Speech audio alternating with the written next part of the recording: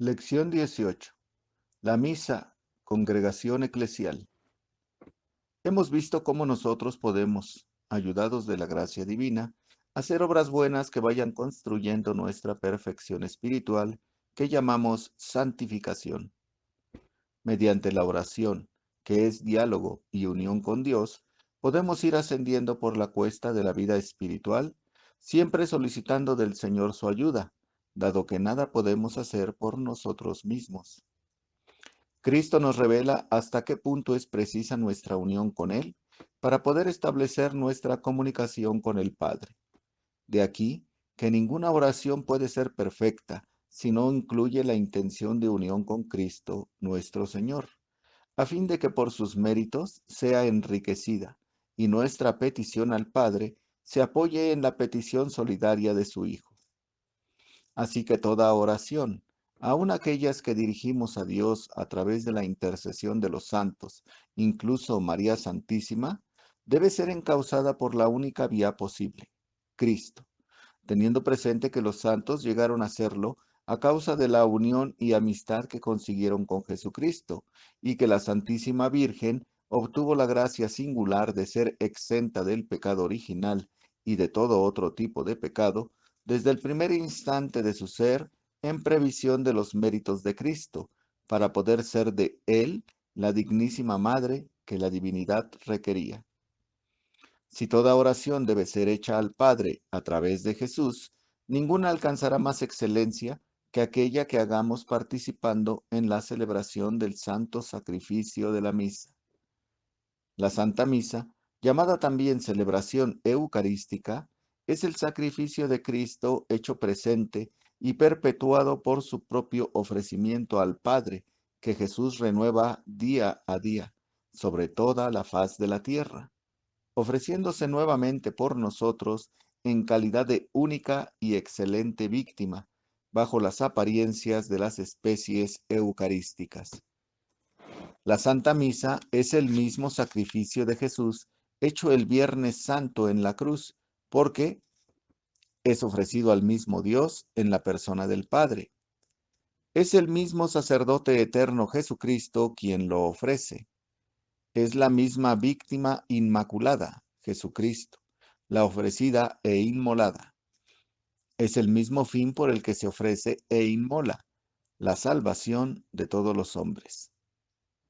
Con todo, la forma de la celebración del santo sacrificio ahora es distinta en la Eucaristía de cómo fue en la cruz, porque la persona del Padre el Viernes Santo era el Dios ofendido.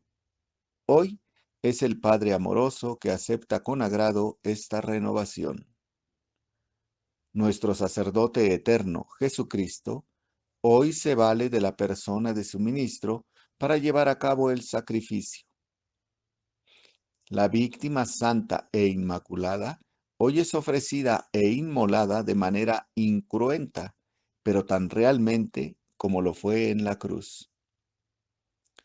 La presencia de Jesús en la cruz era sensible, o sea, perceptible por los sentidos, en tanto que en la Santa Misa su presencia es mística, esto es, misteriosa, y sacramental, ya que esa presencia se realiza por las apariencias perceptibles del Santísimo Sacramento, pan, vino y agua.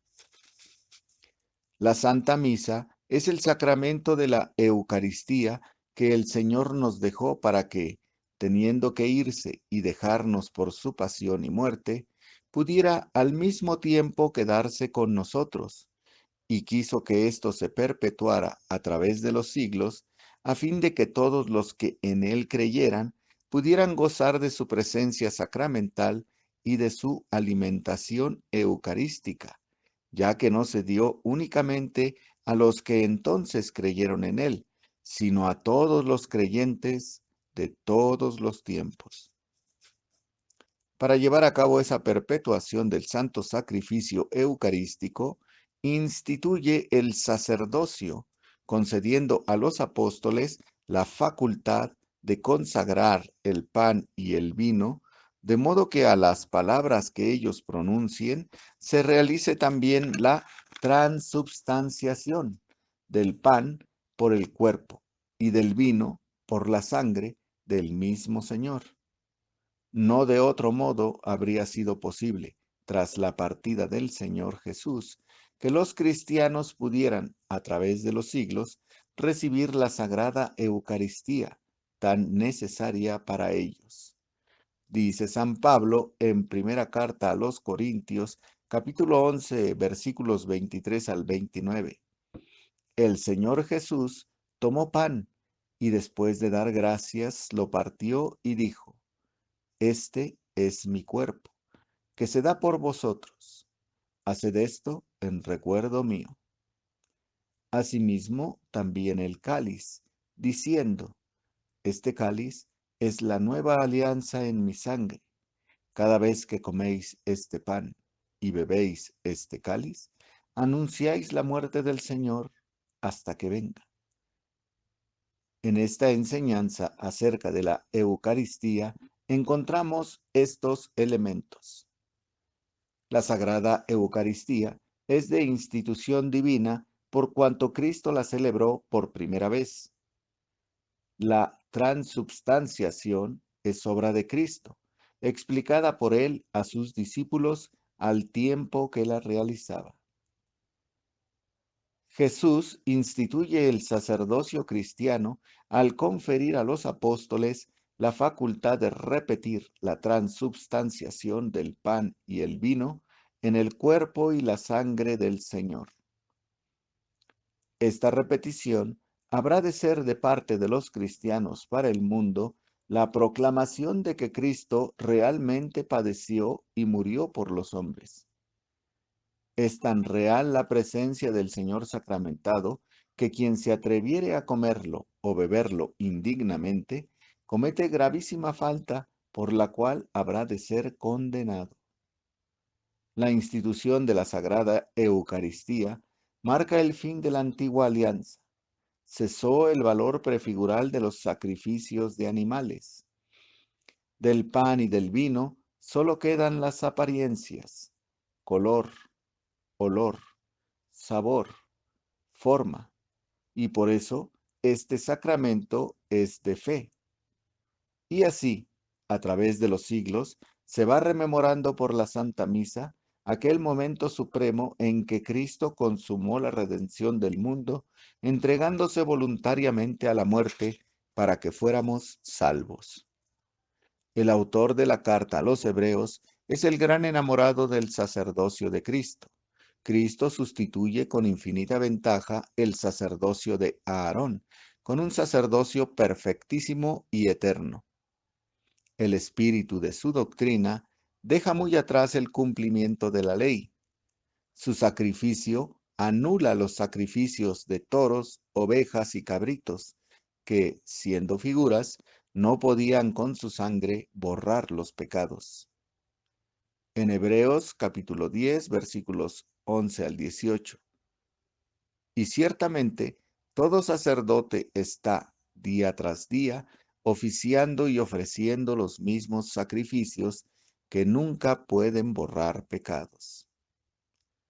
Aquí va a aludir al autor al sacerdocio eterno de Jesús, demostrando la superioridad sobre el antiguo sacerdocio. Aquellos sacerdotes fueron muchos, porque la muerte les impedía perdurar, pero éste posee un sacerdocio perpetuo, porque permanece para siempre. De ahí que pueda también salvar a los que por él se llegan a Dios, ya que está siempre vivo para interceder en su favor. La perfección del sumo sacerdote, que es Cristo, por cuanto nunca existió en él el pecado.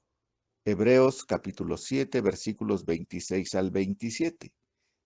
Así es el sumo sacerdote que nos convenía, santo, apartado de los pecadores, que no tiene necesidad de ofrecer sacrificios cada día, primero por sus pecados propios, como aquellos sumos sacerdotes, luego por los del pueblo. Y esto lo realizó de una vez para siempre, ofreciéndose a sí mismo. un sumo y eterno sacerdote en un nuevo santuario. Hebreos capítulo 8, versículos 1 al 2. Tenemos un sumo sacerdote tal que se sentó a la diestra del trono de la majestad en los cielos. De aquí que nuestra nueva y eterna alianza sea infinitamente y para siempre superior a la antigua. Hebreos capítulo 8, versículos del 6 al 9. Ha obtenido él un ministerio tanto mejor cuanto es mediador de una mejor alianza, como fundada en promesas mejores. Por la sangre de Cristo existe esta nueva alianza, pues no puede existir alianza sin sangre. Hebreos capítulo 9, versículos 16 al 18. Donde hay testamento, se requiere que conste la muerte del testador, ya que el testamento es válido en caso de defunción, no teniendo valor en vida del testador. Hebreos capítulo 10, versículos del 19 al 25.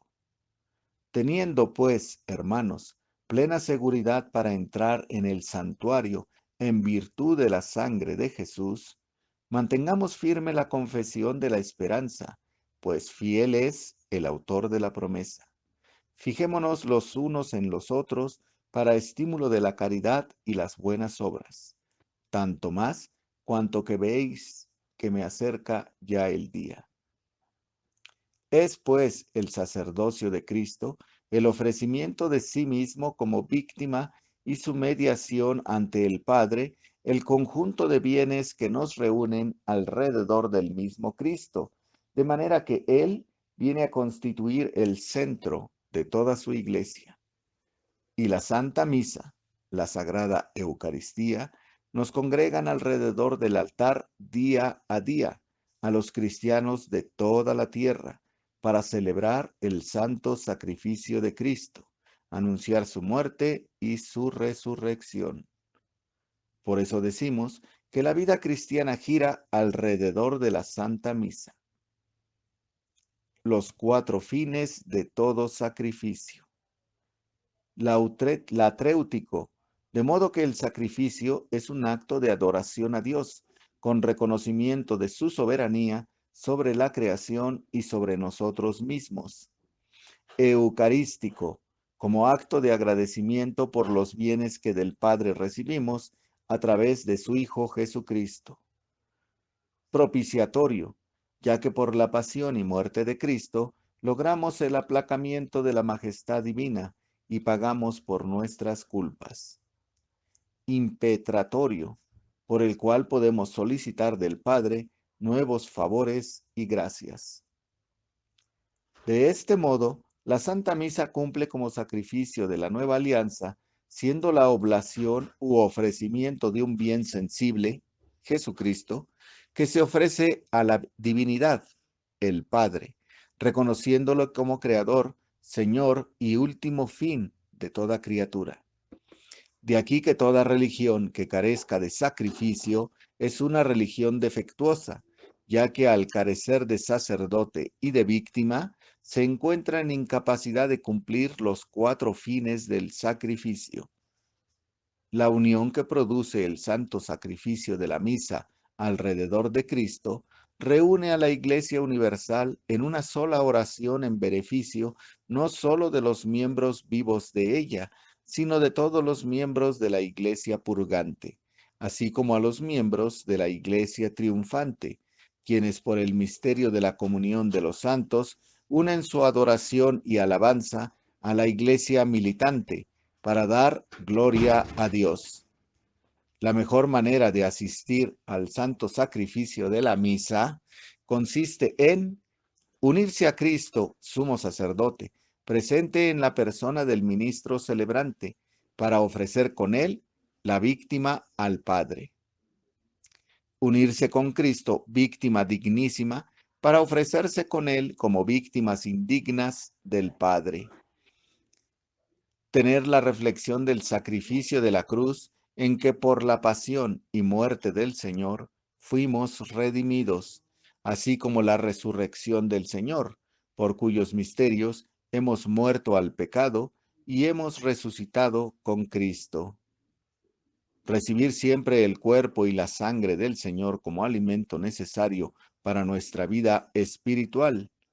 Para esto, recordemos que la Sagrada Comunión no es un premio, ya que nadie es suficientemente digno de recibirla, sino como remedio, en virtud del cual vamos adquiriendo las gracias y virtudes necesarias para nuestra marcha hacia la perfección. Muchas gracias, hermanos. Que Dios los bendiga.